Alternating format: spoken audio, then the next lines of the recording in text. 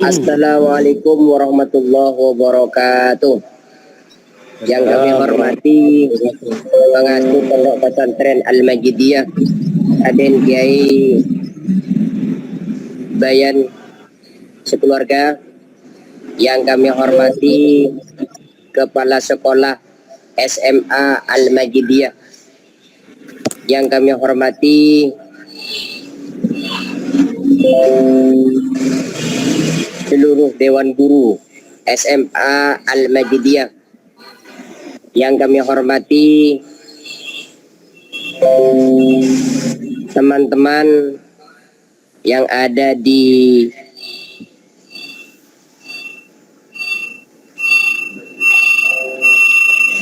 pertemuan yang berlangsung pada saat hari ini. Alhamdulillahirrabbilalamin, pada kesempatan kali ini kami bisa bertatap muka kembali dalam rangka diseminasi budaya positif di sekolah yang diselenggarakan oleh SMA Al-Majidiyah. Salawat serta salam kami tidak lupa kepada junjungan reformis dunia Nabi besar Muhammad sallallahu alaihi wasallam yang membimbing kita dari minad dzulumati ilan nur menuju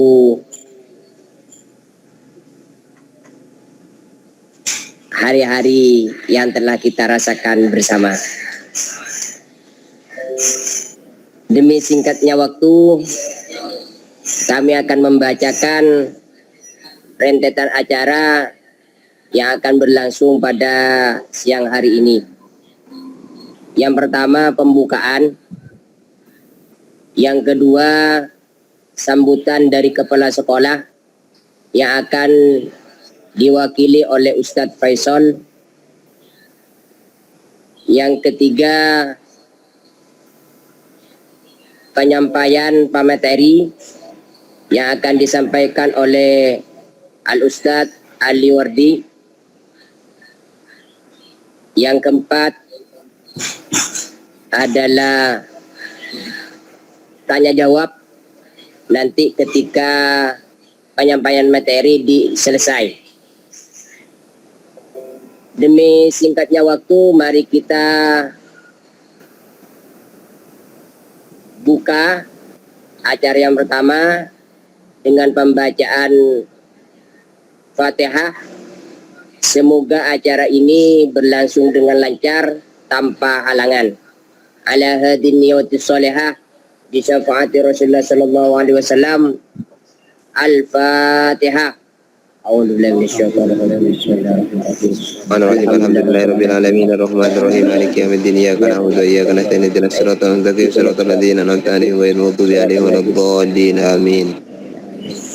Terima kasih. Acara yang kedua yaitu sambutan dari kepala sekolah yang akan diwakili oleh Ustadz Faisal. Kepadanya kami persilahkan.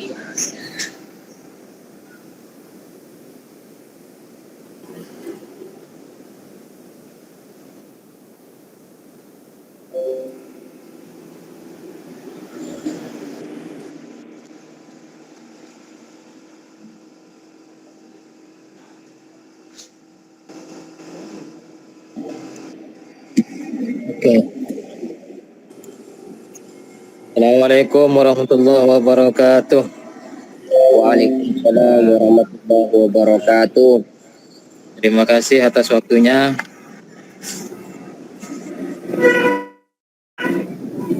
Alhamdulillahirabbil alamin.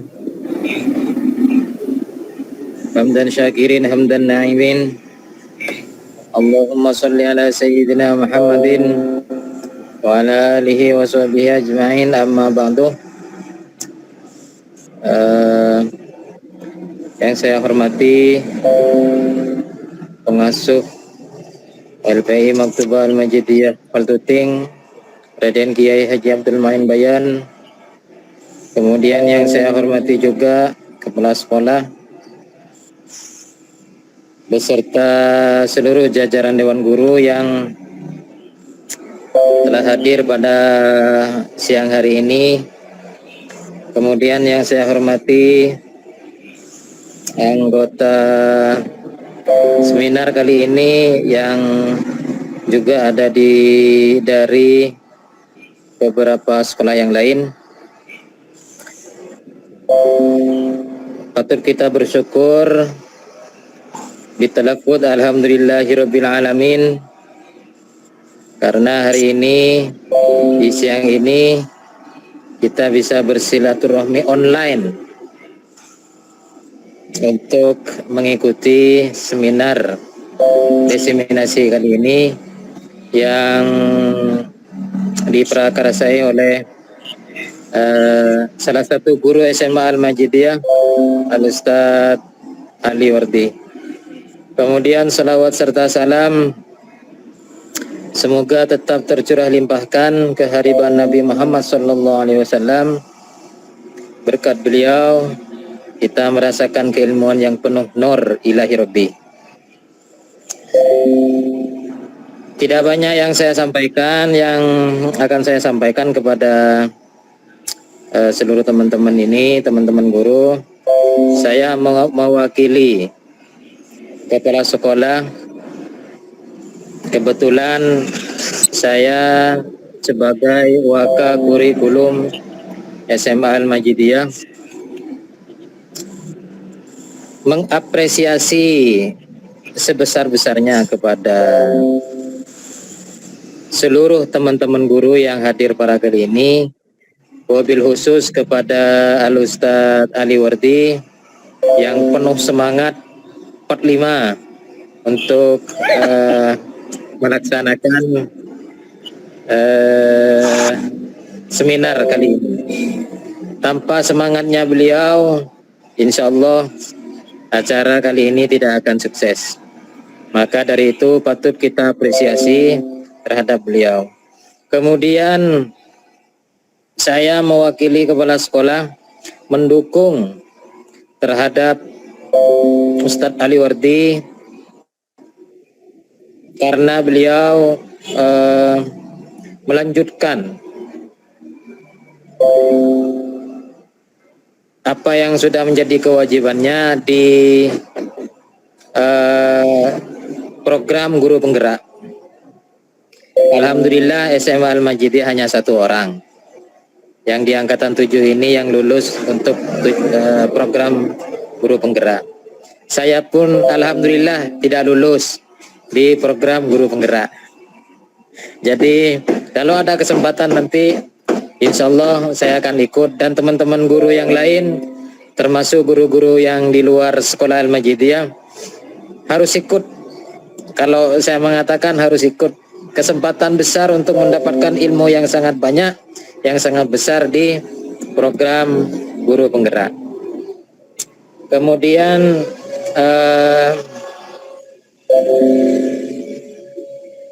harapannya dengan adanya salah satu guru SMA Al-Majidiyah yang lulus di program guru penggerak, semoga nanti ke depannya banyak guru-guru yang lain juga yang mengikuti jejak beliau, termasuk saya yang tidak lulus kemarin.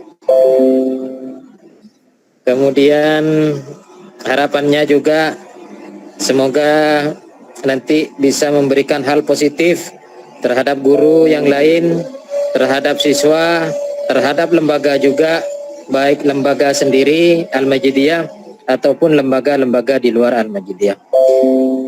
Dan semoga Al-Majidiyah nanti kelak nanti akan menjadi sekolah percontohan terhadap SMA yang lain. Amin ya rabbal alamin. Dalam hal ini saya tidak lupa menyampaikan permohonan maaf dari kepala sekolah karena tidak bisa mengikuti acara ini karena beliau masih dalam tahap rehabilitasi badan. Beliau sedang sakit, beliau masih istirahat. Kita doakan semoga beliau cepat sembuh, amin amin ya rabbal alamin.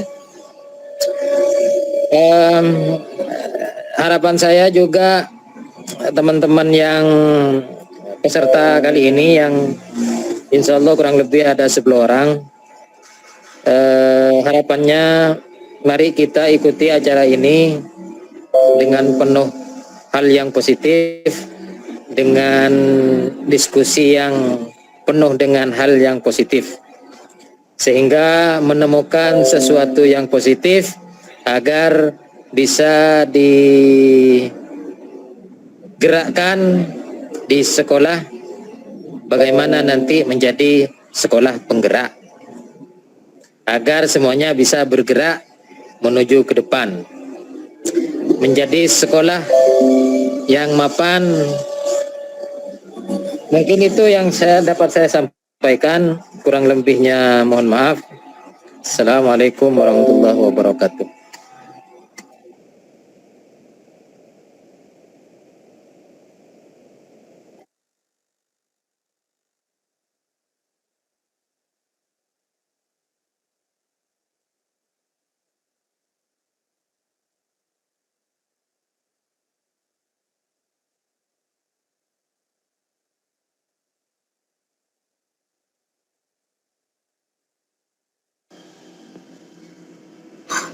Acara yang keempat yaitu penyampaian pemateri diseminasi budaya positif di sekolah yang akan disampaikan oleh Al-Ustadz Ali Wardi. Kepadanya kami persilakan.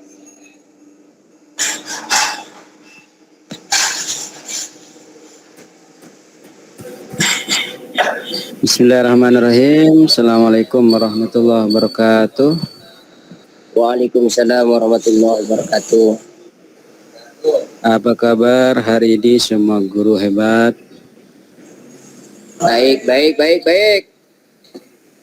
Sudah selesai sarapan semua? Alhamdulillah, khair. Alhamdulillah, pada kesempatan kali ini kita masih bisa dipertemukan, bisa bertatap muka meskipun dalam dunia maya.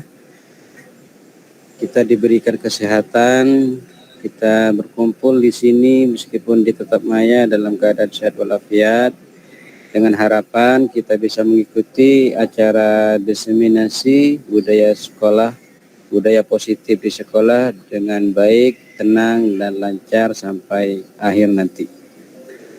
Baik, sebelumnya saya perkenalkan, nama saya Ali Wardi dari SMA Al-Majidiyah Paltuting,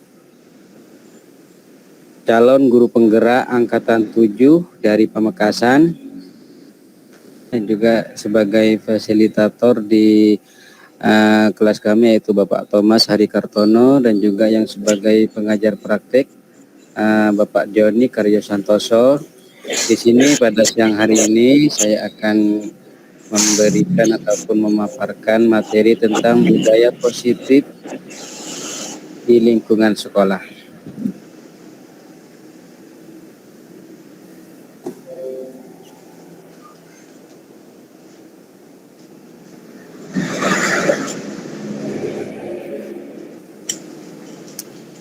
Baik, sebelumnya ini saya share screen dulu ya, Bapak Ibu guru.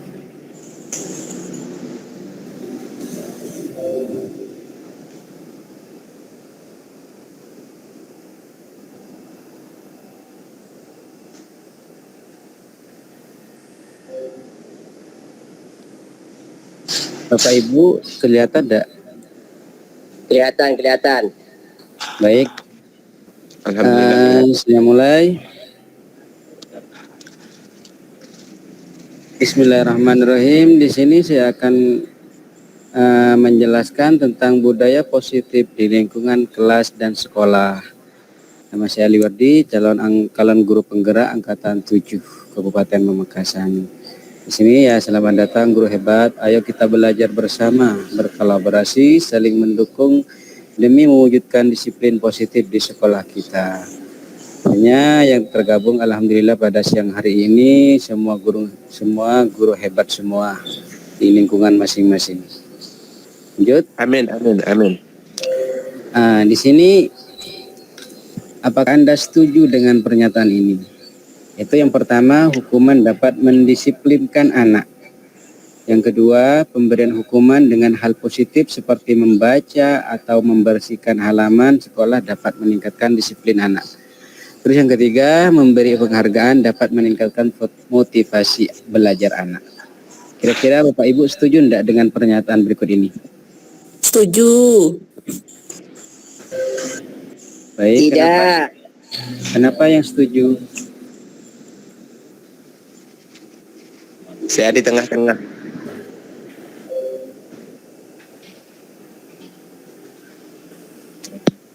Dan begini, Bapak Wardi, kalau saya bisa memberikan tanggapan dari apa namanya, dari tiga sumber yang Anda ajukan pada kami. Kalau semisalnya memang dibutuhkan hukuman dapat mendisiplinkan anak, itu dibutuhkan, itu diperkenankan. Tapi lebih eloknya lagi ketika ada apa namanya cara-cara yang lebih elegan ketimbang hukuman itu tersebut. Itu. Artinya ini kan pertanyaan kan setuju atau tidak gitu, Bapak ya. Setuju enggak ada hukuman dapat mendisiplinkan anak? Anak itu dihukum. Yang pertama. Yang kedua, pemberian hukuman dengan hal positif seperti membaca atau membersihkan halaman sekolah dapat meningkatkan disiplin anak.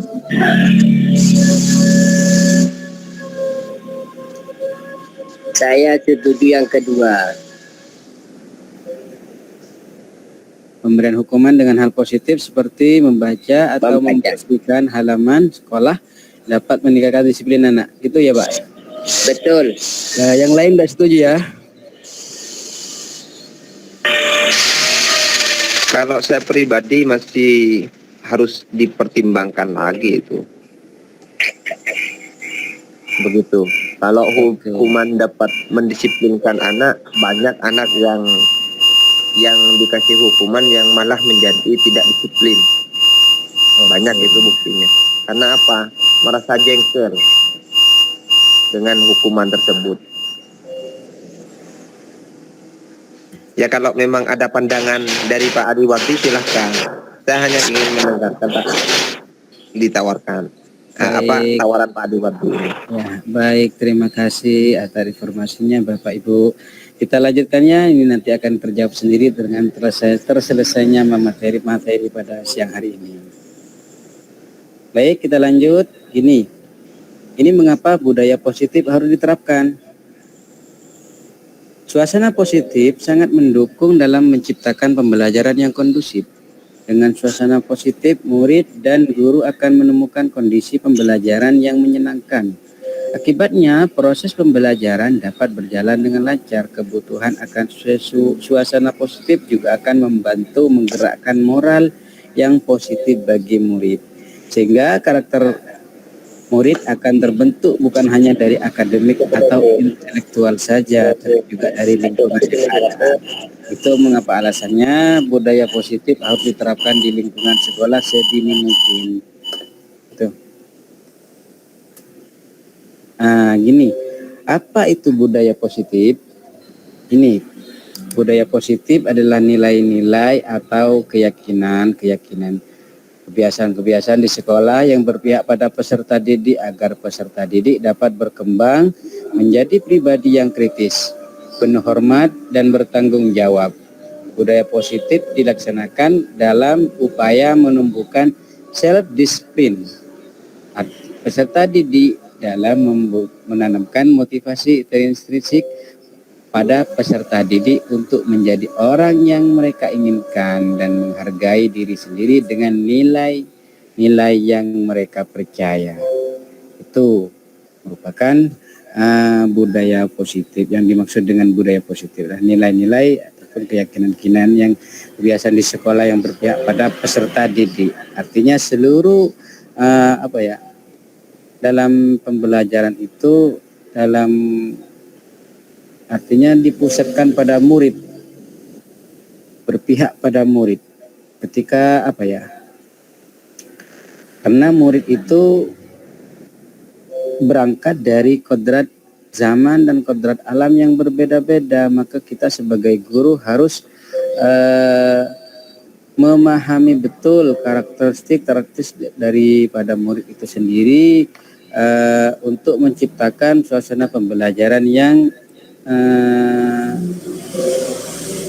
yang menyenangkan gitu. Lanjut.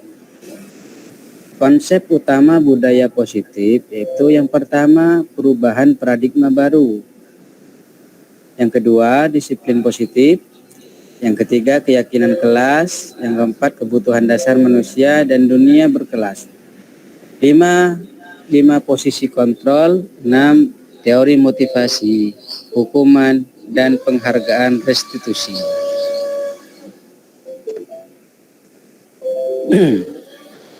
Yang pertama yaitu perubahan paradigma. Apa itu perubahan paradigma? Ini perubahan paradigma baru yaitu pembelajaran merupakan pembelajaran yang berorientasi pada penguatan kompetensi dan pengembangan karakter yang sesuai dengan nilai-nilai profil Pancasila.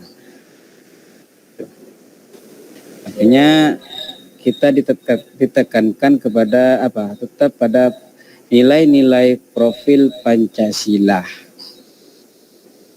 Ada berapa yuk? Ada yang tahu enggak nilai-nilai profil pelajar Pancasila?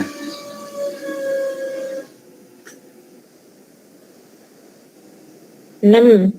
Ada 6, betul. Yang pertama itu apa? Bertakwa kepada Tuhan Yang Maha Esa. Yang pertama bertakwa kepada Tuhan Yang Maha Esa. Yang kedua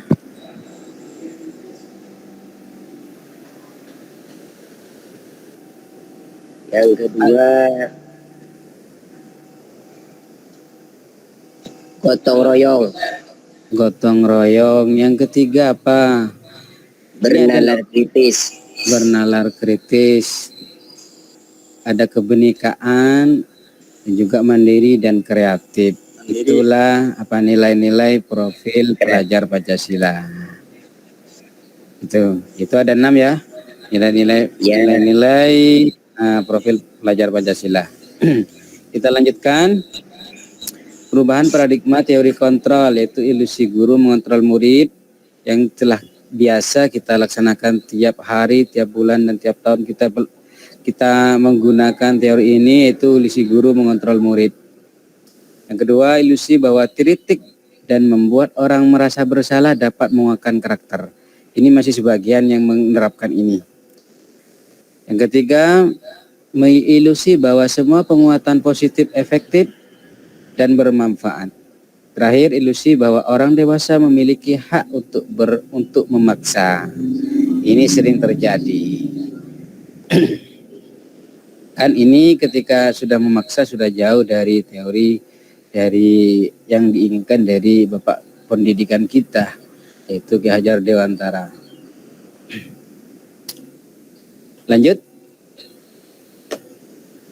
Perubahan paradigma, stimulus, respon, dan teori kontrol. Di sini kita dihadapkan siapa sih sebenarnya yang memiliki kontrol. Dalam teori stimulus respon, itu kita mencoba mengubah orang agar berpandangan sama dengan kita. Jadi ketika kita perhatikan dalam teori ini, kita mencoba orang agar berpandangan sama dengan kita. Artinya ada kata-kata memaksa di sini.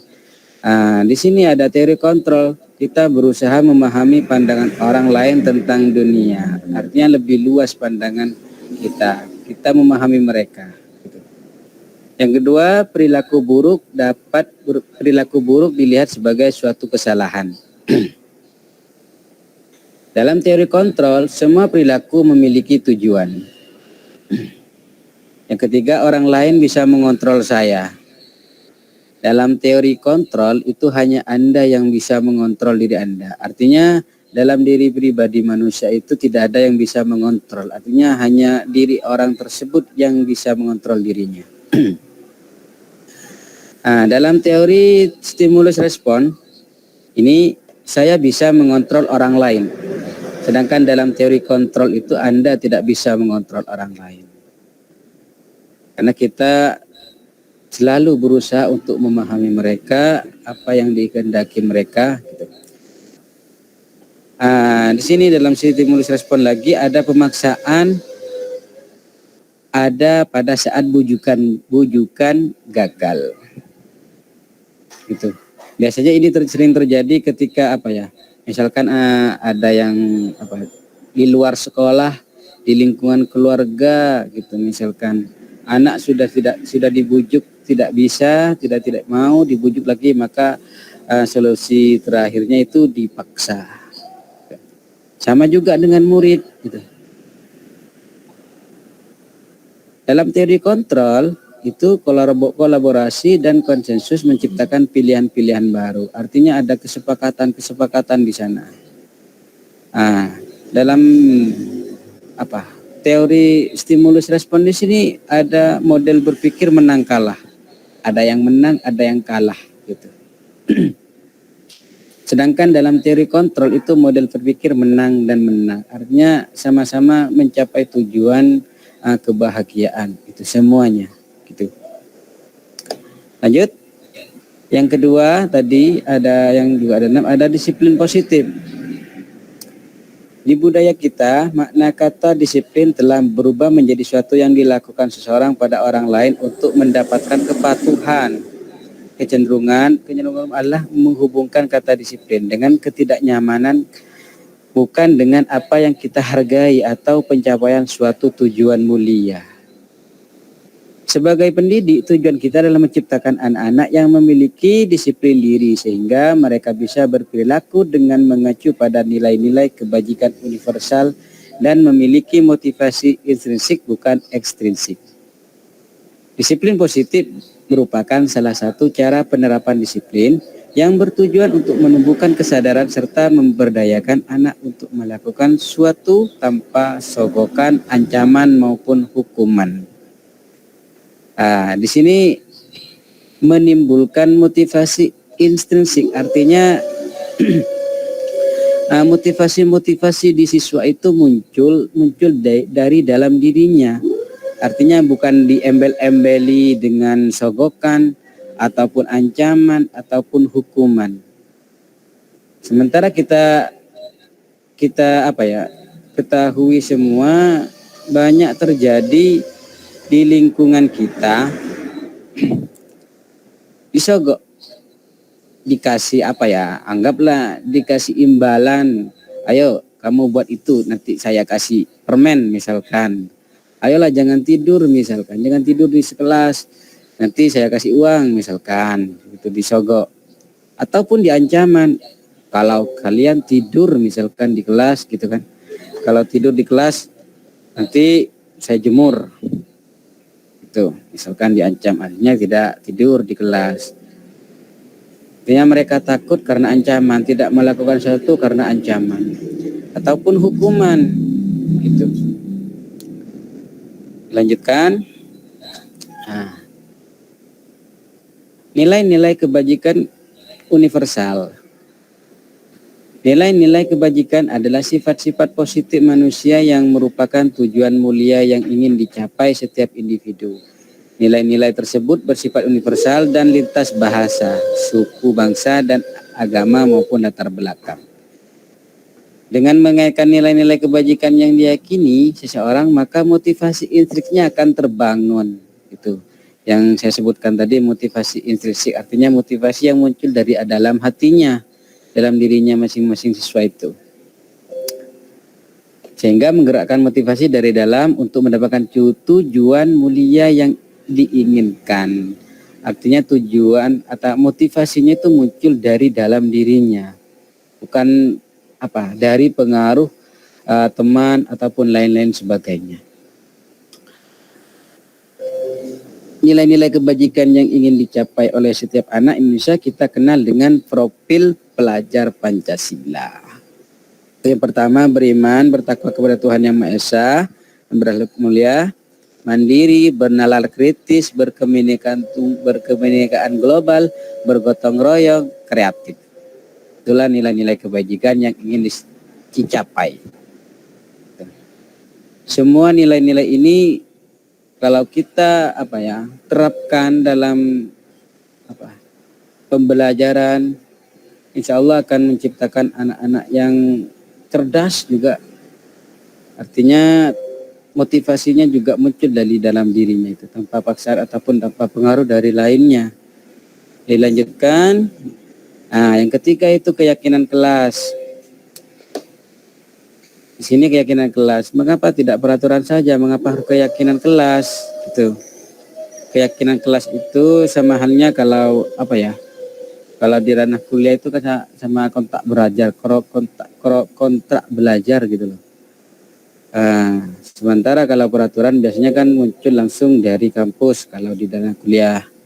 Sama kayak tatip itu kan juga bisa dibahas dengan murid gitu. Di sini mengapa kita memiliki peraturan harus menggunakan helm bila mengendarai kendaraan roda 2? Yuk, mengapa?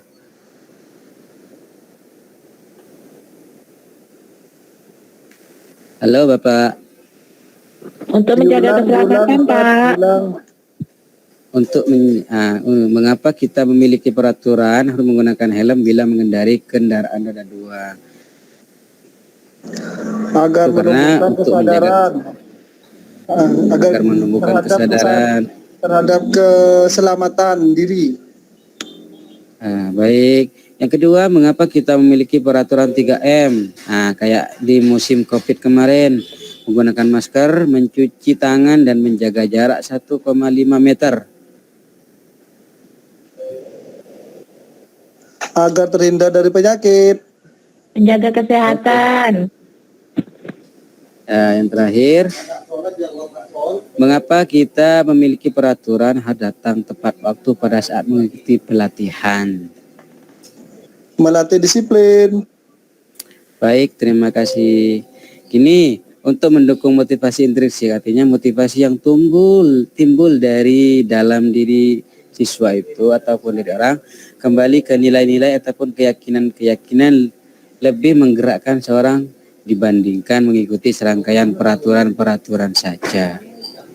Artinya karena keyakinan kelas itu biasanya kan dibuat melalui kesadaran. Ini budaya positif, lingkungan positif, keyakinan kelas dan peraturan kelas. Dilanjut.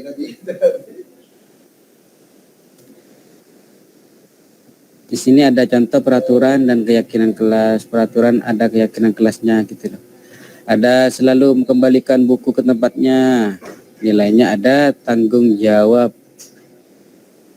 Dilarang mengganggu orang lain. Keyakinan kelasnya menghormati orang lain. Hadir di sekolah 15 menit sebelum pembelajaran dimulai, menghormati orang lain dan sampai selanjutnya. Dilanjutkan. Dihukum oleh penghargaan. Di sini yang pertama, penghargaan menurunkan kualitas. Penghargaan mematikan kreativitas. Penghargaan mengurangi motivasi intrinsik. Pengaruh jangka pendek dan jangka panjang. Penghargaan menghukum, penghargaan mengurangi ketepatan, penghargaan tidak efektif, penghargaan merusak hubungan. Gitu. Perbedaan di sini perbedaan hukuman dan konsekuensi. Hukuman selalu sesuatu yang menyakitkan harus terjadi. Contohnya ketika disuruh lari 15 kali keliling lapangan. Gitu. Kalau konsekuensi sesuatu harus terjadi. Itu yang juga merupakan sebuah hukuman membuat anak sakit fisik maupun hati untuk jangka waktu lama. Artinya anak ketika dihukum itu anak itu sudah merasa sakit hati juga sakit fisik juga. Kalau Konsekuensi membuat anak merasa tidak nyaman dalam jangka waktu pendek. Begitupun sampai akhir. Artinya ini si Tahir itu kehilangan hak dibuat tidak nyaman, diasingkan untuk sementara waktu. Tuh.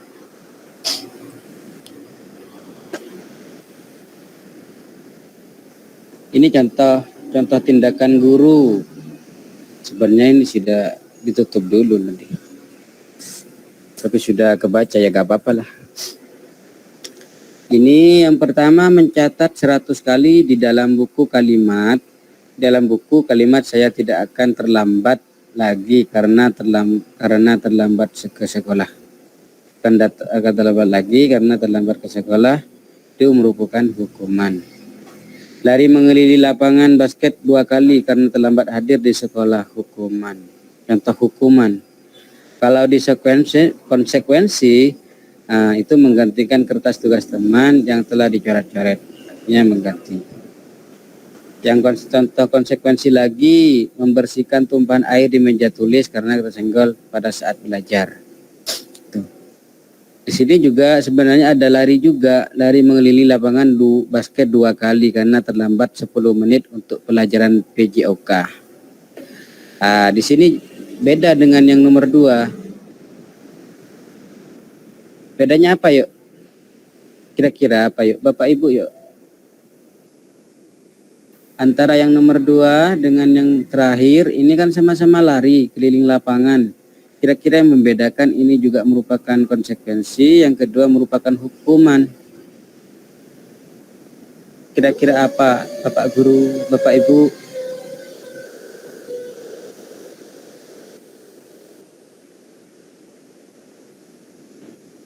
Yang terakhir itu karena konsekuensi melanggar aturan, Pak. Melanggar aturan, berarti ini di dalam mata pelajaran PJOK sudah ada peraturannya, gitu kan ya. Untuk yang nomor 2, kenapa divonis sebagai hukuman? Karena antara lari basket, lari lapangan dengan terlambat hadir di sekolah tidak tercantum dalam peraturan, itu sehingga disebut hukuman. Artinya apa? Dampak dari konsekuensi, dampak dari apa ya, disebut dengan konsekuensi apabila menyalahi peraturan. Kalau menyalahi kan dari peraturan, tidak ada peraturannya, tahu-tahu sudah dikasih hukuman tanpa ada landasannya, itu adalah hukuman. Dilanjutkan, konsep disiplin dengan identitas gagal, ada hukuman, ada penghargaan. Kalau hukuman itu menyakitkan, tidak nyaman, murid merasa takut, memaksa, bersifat sementara, murid minder, murid menyembunyikan kesalahan.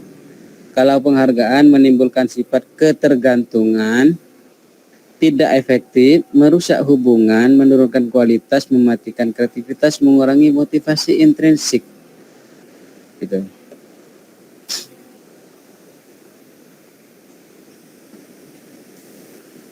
Konsep disiplin dengan identitas sukses. Gitu.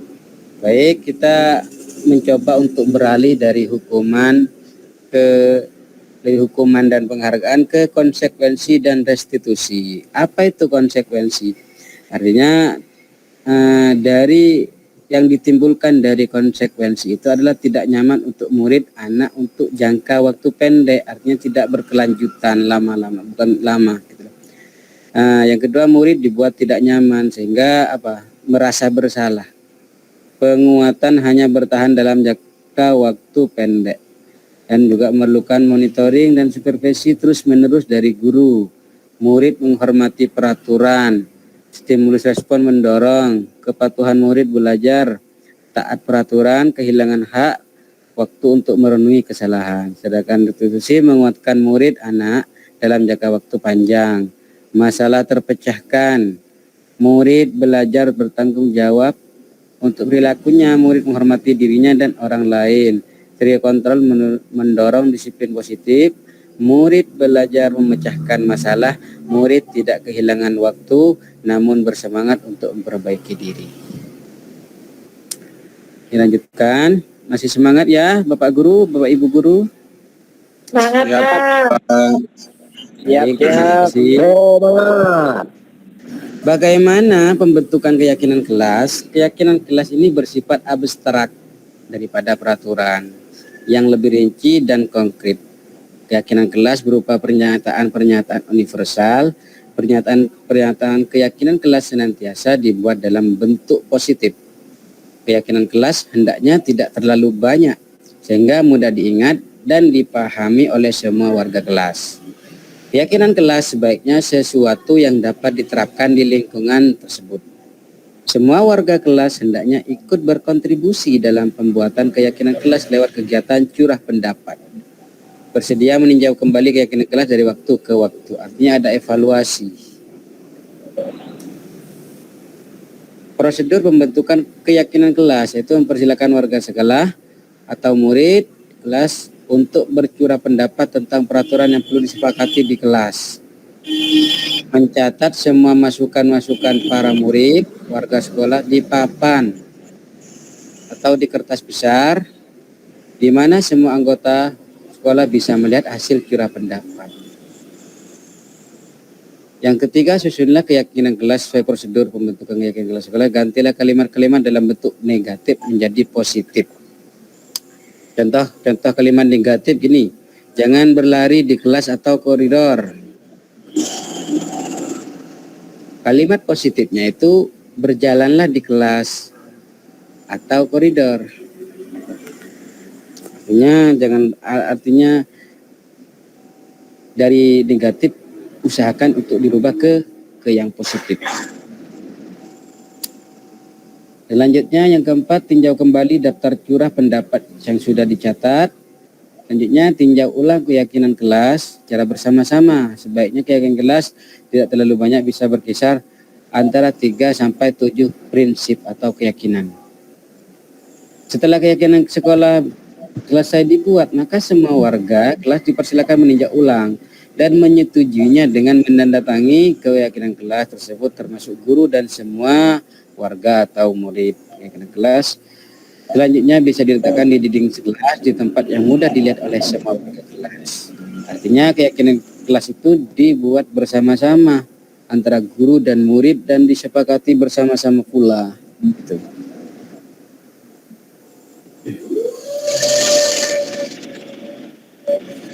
Contoh keyakinan kelas itu hormat. Kami meyakini bahwa sangat penting untuk menghormati semua orang dan barang milik orang lain. Kerja, kami meyakini bahwa sangat penting untuk mengerjakan segala pekerjaan atau mengikuti kegiatan yang telah ditugaskan. Diterima dan dimiliki. Kami meyakini bahwa sangat penting untuk merasa diterima pada satu kelompok dan saling peduli satu dengan yang lain. Selanjutnya melanjutkan yang tadi yang keenam, itu kebutuhan dasar manusia dan dunia berkelas. Itu ada kasih sayang dan rasa diterima, penguasaan, kebebasan, kesenangan, itu bertahan hidup.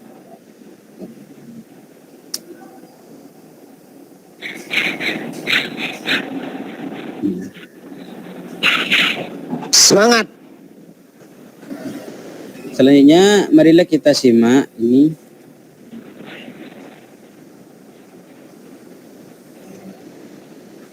Apa tadi? Mohon maaf sebelumnya ada suaranya ya Bapak Ibu ya? Belum. Ya. Bapak. Sebentar kalau nggak ada suaranya. Videonya belum ada. Video nggak ada suaranya ya? Ada kalau videonya. Tetap nggak ada? Belum. Belum. Tidak ada. Di unmute dulu. Ada. Terdengar jelas. Oke. Silahkan lanjutkan. Salam.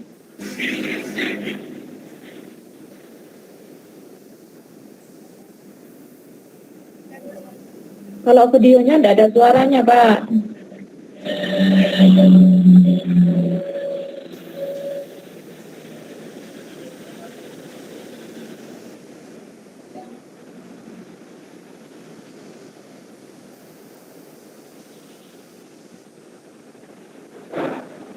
Yang di luar ini ya, yang di atas ini maksudnya, bukan suaranya Pak Ali Wardi. Bukan Video. video. Oh, video. Kalau yang video nggak muncul Pak Ali Wardi, mohon lebih dinyaringkan.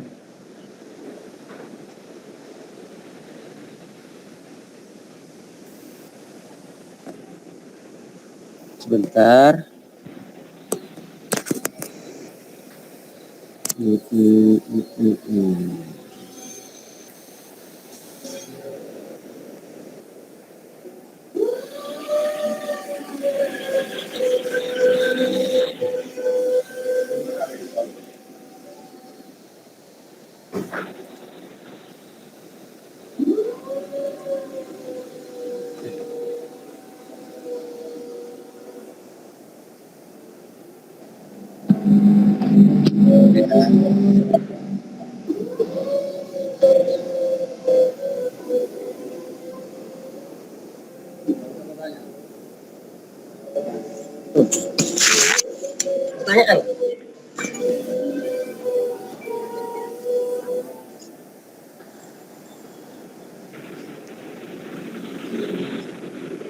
Pertanyaan.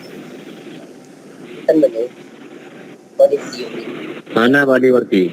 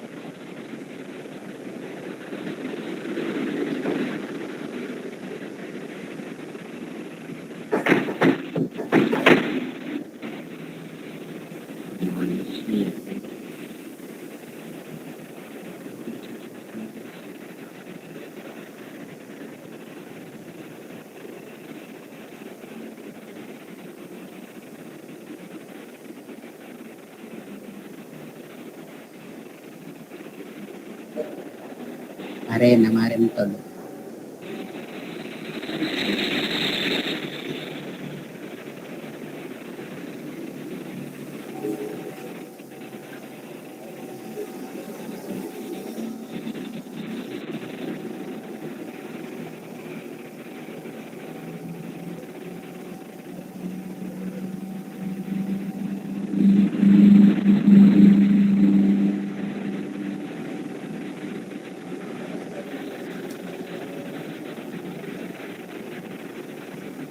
Baik, Bapak Ibu.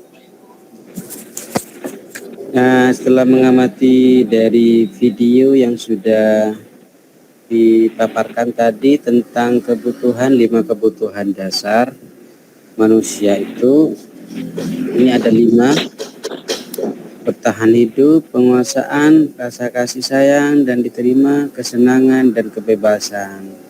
Itu kata tadi dari dalam video itu menyebutkan ketika 5 kebutuhan dasar manusia itu sendiri tidak terpenuhi, maka mengakibatkan seseorang itu merasa sedih, galau, ataupun bisa berbuat anarkis gitu. Selanjutnya, dunia berkualitas Anda adalah tempat khusus dalam pikiran Anda. Tempat Anda menyimpan gambaran representasi dari semua yang Anda inginkan. Bisa berisi orang-orang, hal-hal, dan apa saja yang terbaik dalam hidup Anda, dan membuat Anda merasa bahagia dan terpenuhi kebutuhan dasar Anda. Dr. William Glasser menyebutnya seperti semacam album foto, sehingga isinya tidak akan terlalu banyak, hanya akan terdiri dari beberapa hal saja yang sangat bersignifikan dan benar-benar terbaik dalam hidup Anda, yang membuat hidup Anda menjadi lebih bermakna. Selanjutnya ada 5 posisi kontrol institusi. Itu yang pertama, teorinya teori penghukum. Yang kedua, pembuat merasa bersalah. Yang ketiga, posisinya sebagai teman. Yang keempat, fungsinya sebagai pemantau. Yang terakhir itu manajer. Video yang tadi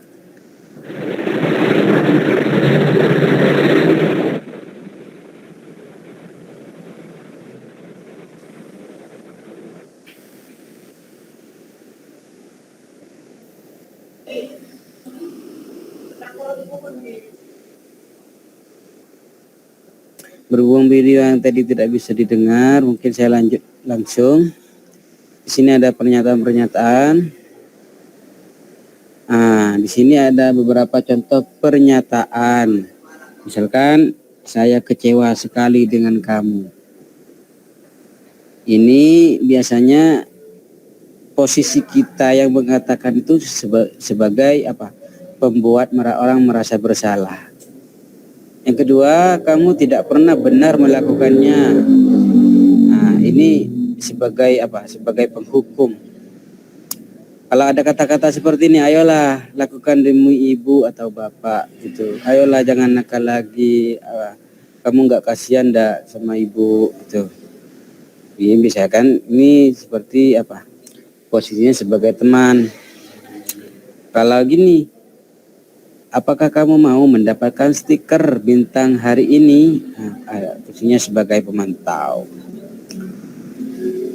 Selanjutnya, bagaimana kamu bisa menyelesaikan masalah ini? Ini fungsinya manajer. Kamu selalu yang paling terakhir, itu penghukum. Dilanjutkan. Teori yang nomor 6, teori motivasi, hukuman, dan penghargaan destruksi teori manusia. Untuk menghindari ketidaknyamanan atau hukuman apa yang akan terjadi apabila saya tidak melakukannya.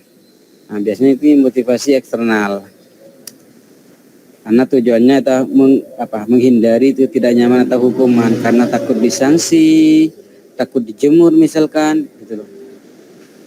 Yang kedua, untuk mendapatkan imbalan atau dari orang lain. Ini juga sebagai motivasi dari luar masih. Karena ada iming-iming di sana. Minta hadiah, ada penghargaan. Gitu. Kalau kamu rajin terus ke sekolah, rajin terus, maka dikasih penghargaan oleh kepala sekolah. Itu masih motivasi eksternal.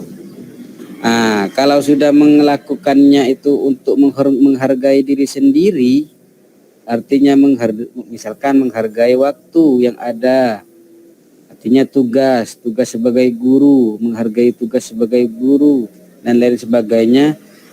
Itu baru yang dinamakan motivasi internal. Ada tujuan disiplin di situ, di dalam ada disiplin positif. Artinya motivasinya muncul dari dalam hatinya tanpa ada iming-iming dari eksternal. Gitu. Lanjut. Ini hukuman penghargaan. IFA kurang menguasai pelajaran matematika sehingga pada saat pelajaran tersebut berlangsung dia lebih banyak berdiam diri atau menggambar di buku pelajarannya. Pada saat guru matematikanya Pak Seno menanyakan pertanyaan, IPA menjadi gugup dan tak sengaja menjatuhkan tasnya dari kursi. Serta tiba-tiba menjadi gagap pada saat berupaya menjawab. Seluruh kelas pun tertawa melihat perilaku IPA yang bicara tergagap dan terkejut tersebut. Pak Seno pada saat itu membiarkan teman-teman IPA menertawakan IPA yang tergagap dan malu luar biasa. Dan malahan minta Eva untuk maju ke depan dan berdiri di depan kelas sambil menunjuk hidungnya karena tidak bisa menjawab pertanyaan Pak Seno. Kelas makin gaduh dan anak-anak pun tertawa melihat Eva di depan kelas memegang ujung hidungnya. Nah, kira-kira ini apa ya? Yang dilakukan Pak Seno ini apa? Yuk. Apa Ibu Guru? Bapak Ibu?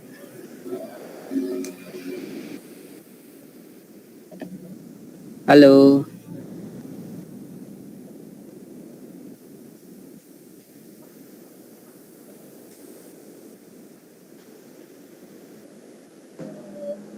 Halo.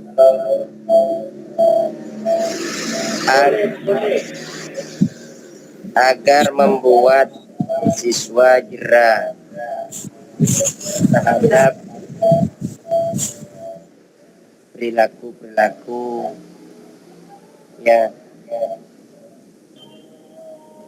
Tindakan Pak Seno ini kira-kira baik enggak untuk IFA? Apa termasuk konsekuensi ataupun hukuman gitu?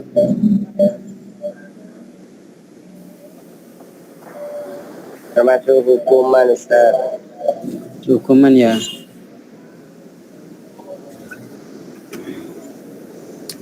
Baik, terima kasih. Kami lanjut. Ini kira pertanyaan yang tadi. Setuju enggak dengan tindakan Pak Seno?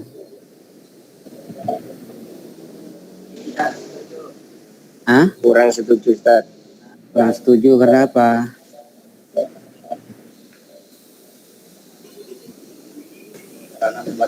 Karena membuat gaduh di dalam kelas. Membuat gaduh dan juga membuat IPA itu sangat malu, gitu ya.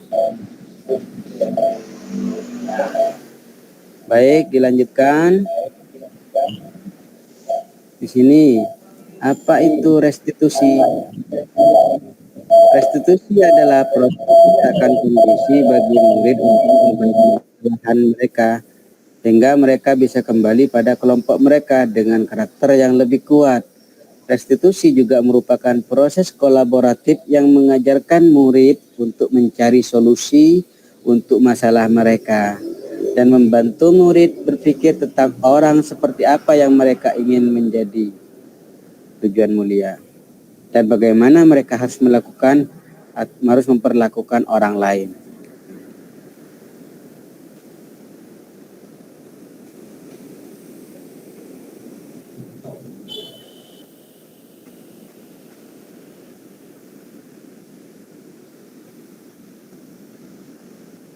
Di sini restitusi sebuah pendekatan untuk menciptakan disiplin positif.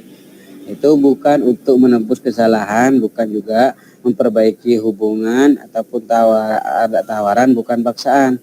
Menuntun untuk melihat ke dalam diri, artinya melihat kesalahan apa saja yang sudah dilakukan sehingga bisa mendapatkan konsekuensi seperti itu misalkan. Terus fokus pada solusi. Mencari kebutuhan dasar yang mendasari tindakan. Restitusi diri adalah cara yang paling baik. Fokus pada karakter bukan pada tindakan. Restitusi juga menguatkan, mengembalikan murid yang berbuat salah pada kelompoknya. Artinya seperti halnya ada anak atau salah satu siswa datang terlambat ke sekolah, bukan pas langsung ditindak ataupun dikasih hukuman, bukan. Akan tetapi ketika melaksanakan restitusi itu juga guru mendalami kenapa bisa terlambat, ditanyakan juga gitu loh. Artinya setelah ditanyakan alasannya kenapa terlambat, kalau misalkan menjawab tidur terlalu malam gitu, maka guru itu juga mendampingi siswa untuk mencari solusi bagaimana agar tidak terlambat kembali. Misalkan tidur tidak terlalu malam atau bangun pagi biar tidak terlambat lagi gitu. Setelah itu dari guru itu ke siswa menguatkan kembali, artinya meminta komitmen siswa kapan mulainya gitu. Lanjutkan, selesai. Tujuan dari segitiga restitusi ini, guru mengetahui restitusi sebagai salah satu cara menanamkan disiplin positif pada murid sebagai bagian dari budaya positif di sekolah. Yang kedua, guru dapat menerapkan restitusi dalam membimbing murid berdisiplin positif agar menjadi murid yang merdeka. Yang ketiga, guru dapat menganalisis dengan sikap reflektif dan kritis penerapan disiplin positif di lingkungannya. Di sini ada segitiga restitusi gitu. Itu yang pertama itu menstabilkan identitas, menanyakan kabar kenapa kok dipanggil BK misalkan, kalau ada guru BK di sini, kenapa kok bisa dipanggil BK? Tentu mengharapkan datangnya jawaban itu dari siswa, sehingga siswa itu sudah tahu kenapa dipanggil BK gitu. Ketika menyebutkan sering tidak masuk Pak gitu, kenapa tidak masuk, bukan pas langsung ditindak, tapi seorang guru itu juga menanyakan kenapa kok sampai tidak masuk berapa kali gitu misalkan. Setelah itu misalkan anak-anak itu jawab tidur Pak, malas sekolah gitu misalkan. Lalu kembali ke ini kan sudah masuk ke validasi tindakan yang salah. Kita menyebutkan seorang guru itu bahwasanya tidak masuk ke sekolah itu juga merupakan hal yang salah. Itu artinya tidak baik dilakukan ketika tidak masuk sekolah pada jam aktif sekolah ataupun bolos gitu misalkan. Kita kembali ke keyakinan kelas. Peraturan kelasnya kalau misalkan tidak masuk ke sekolah tanpa pemberitahuan sampai 10 kali misalkan tidak ikut ujian gitu misalkan. Kita kembalikan ke sana, kita cari solusinya bareng-bareng dengan siswa yang terkena masalah itu. Ketika sudah menemukan solusi, baru dari guru dan siswa itu membuat kesepakatan bersama, membuat komitmen bersama, mulai kapan berubah itu. Maka dari itu tidak ada unsur paksaan lagi, kita hanya menuntun bagaimana murid itu bisa mencapai kebahagiaan. Itu ya Bapak Ibu ya. Sekian, terima kasih yang dapat kami sampaikan, kurang lebihnya mohon maaf. Salam dan bahagia, dan selanjutnya kami pasrahkan ke moderator. Terima kasih. Assalamualaikum warahmatullahi wabarakatuh. Waalaikumsalam warahmatullahi wabarakatuh. Ya, sesi yang kelima yaitu tanya jawab. Takut ada dari peserta seminar yang mau bertanya kepada pemateri, dipersilahkan.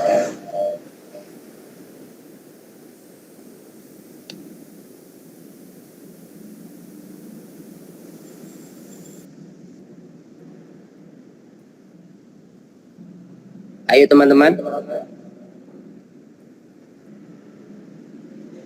Takut ada paparan dari pemateri yang belum paham tentang diseminasi budaya positif di sekolah.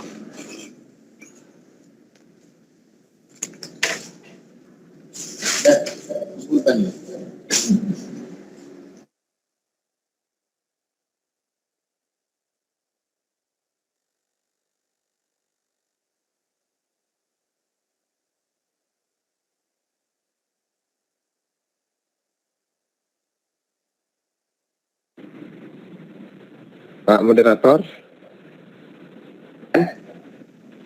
boleh saya bertanya Pak Moderator? Iya ya, silakan silakan. Oke. Di sini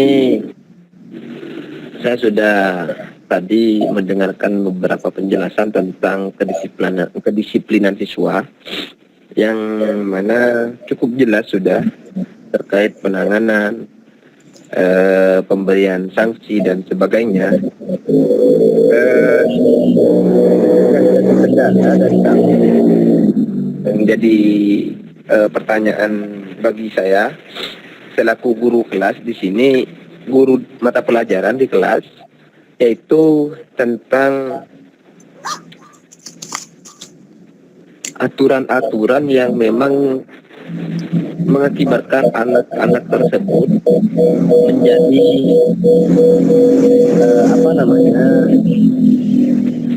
tentang keterlambatannya, kedisiplinan siswa itu diakibatkan dari beberapa hal seumpamanya. Apakah di situ haruskah sebagai pendidik itu menganulir kesalahan-kesalahan siswa yang memang siswa tersebut tidak bisa menghindari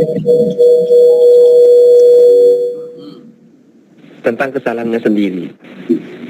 Contohnya ini kan saya kan ngajar di pondok sama dengan sambian Pak Moderator. Peraturan di pondok itu kan peraturan sekolah itu tidak semerta-merta semuanya kan harus kita jalankan kalau ada di pesantren.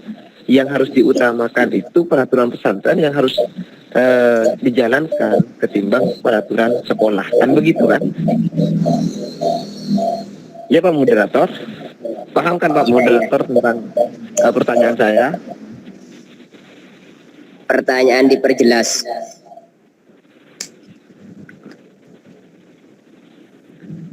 Allah, begini Pak Moderator.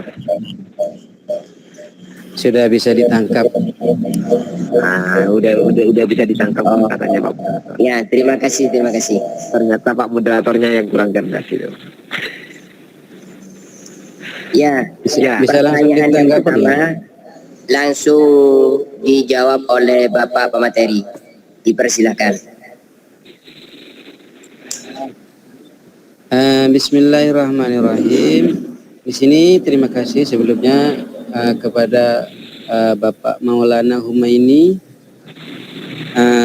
yang menanyakan tentang masalah kedisiplinan siswa, misalkan kayak terlambat, yang mana lambatnya itu karena ada sesuatu. Menurut saya pribadi, menurut saya ini harus diterapkan segitiga restitusi. Artinya dari keterlambatan siswa itu kita gali dari keterlambatan itu apa alasannya ataupun apa yang melatar belakangi siswa itu melatar belakangi siswa sampai terlambat datang ke sekolah. Karena secara tidak mungkin kan dari satu sekolah itu siswanya lambat semua. Pasti ada yang tidak lambat. Makanya kita harus melaksanakan segitiga restitusi, menggali latar belakang yang melatar belakangi dari siswa tersebut kenapa sampai bisa datang terlambat. Namun sebelum melaksanakan segitiga restitusi tersebut, alangkah lebih baiknya dari guru mata pelajaran itu dengan siswanya itu juga membuat keyakinan kelas, sehingga ketika sudah terbentuk keyakinan kelas itu budaya positifnya itu keyakinan kelas, sehingga kita melakukan segitiga restitusi ada pegangan ataupun landasan. Karena landasannya segitiga restitusi itu tetap kepada keyakinan kelas. Kita pertama tetap membuat kesepakatan kelas dulu. Misalkan kalau terlambat 10 menit, misalkan. Nah, itu dibahas ataupun dimusyawarahkan dengan antara murid ataupun peserta didik dengan gurunya, gitu. Setelah terbentuk keyakinan kelas, maka harus yang diterapkan ketika masih ada yang datang terlambat, maka yang perlu dilakukan itu adalah segitiga restitusi, menyelami latar belakang peristiwa apa yang melatar belakangi siswa tersebut datang terlambat. Itu ya Bapak ya. Tadi masih ya. Bisa dimengerti, Pak Maulana? Insya Allah dapat dimengerti. Alhamdulillah. Terima kasih, Pak. Lain. Pertanyaan terakhir ini. Berkembang. Takut ada teman-teman yang belum paham tentang penyampaian pemateri dari Bapak Ali Wardi yang barusan.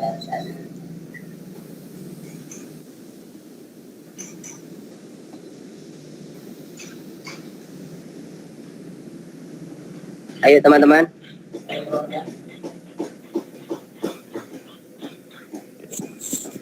Saya Pak mau tanya. Ya, dipersilakan. Assalamualaikum warahmatullahi wabarakatuh. Waalaikumsalam. Sesuai dengan materi yang disampaikan tadi, yaitu diseminasi budaya positif dengan membuat keyakinan kelas. Keyakinan kelas itu apa berlakunya hanya untuk murid atau juga berlaku untuk guru? Misalnya seperti yang tadi Pak Wardi jelaskan, kalau misalnya ada anak yang terlambat 10 menit itu dilakukan dengan penerapan segitiga restitusi. Kalau misalnya gurunya yang terlambat lebih dari 10 menit, misalnya setengah jam atau 1 jam, apa perlu gurunya juga dilakukan segitiga restitusi, Pak? Misalnya Bapak terlambat ke sekolah, seperti yang tadi dijelaskan itu kan ada 3, dari eksternal dan internal.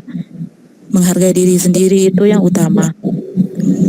Kalau misalnya Bapak terlambat ke sekolah itu, Bapak merasa malu enggak sama guru-guru lainnya atau gimana gitu sama murid-muridnya gitu?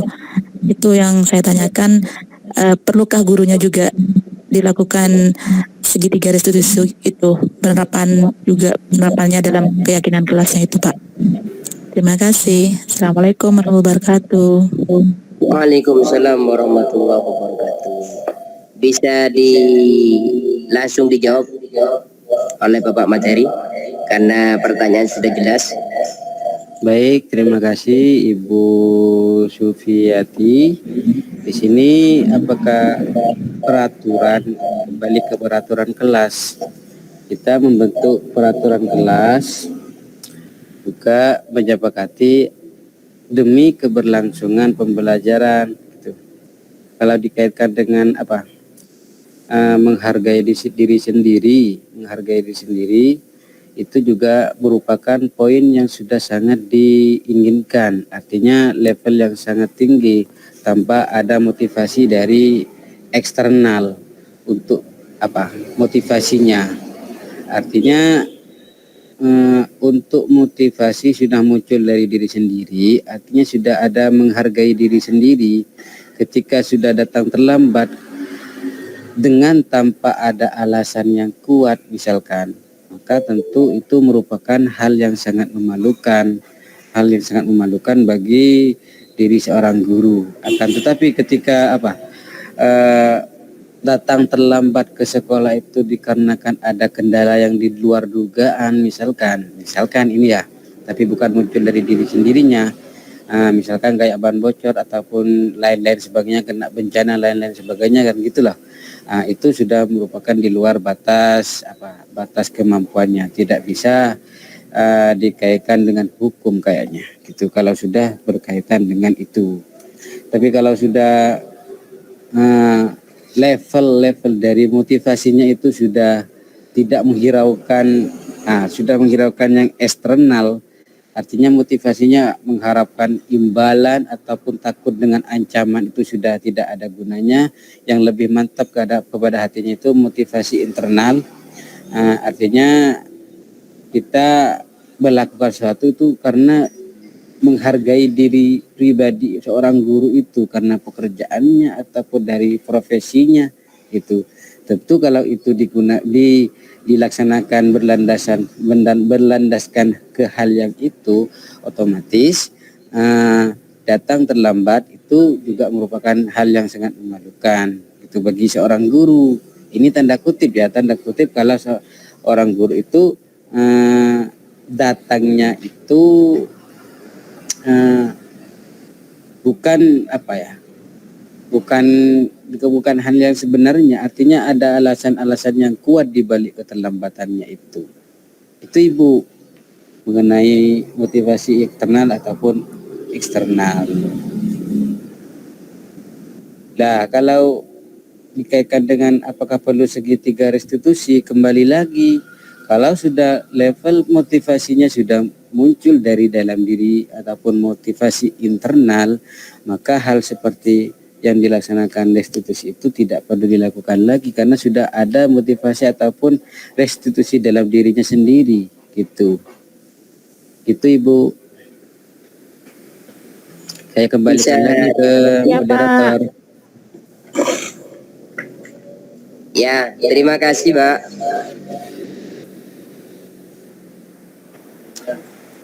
Demikian, kalau tidak ada pertanyaan lagi,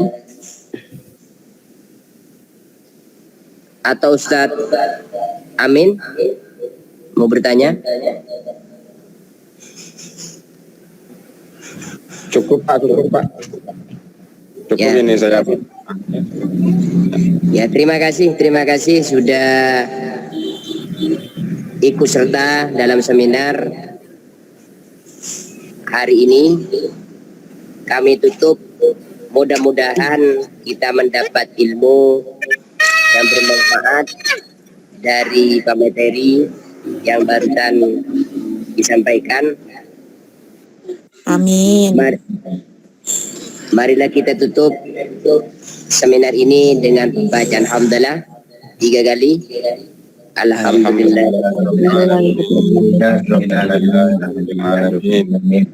Dari saya moderator, kalau ada kesalahan mohon maaf. Minta waktunya sebentar untuk capture ya. Oh iya ya. Ya. Terima kasih. Ya, minta waktunya sebentar untuk 1, 2, 3.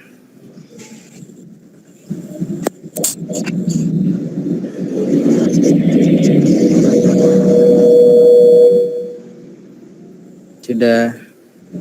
Terima kasih semuanya. Ya, sama-sama Pak.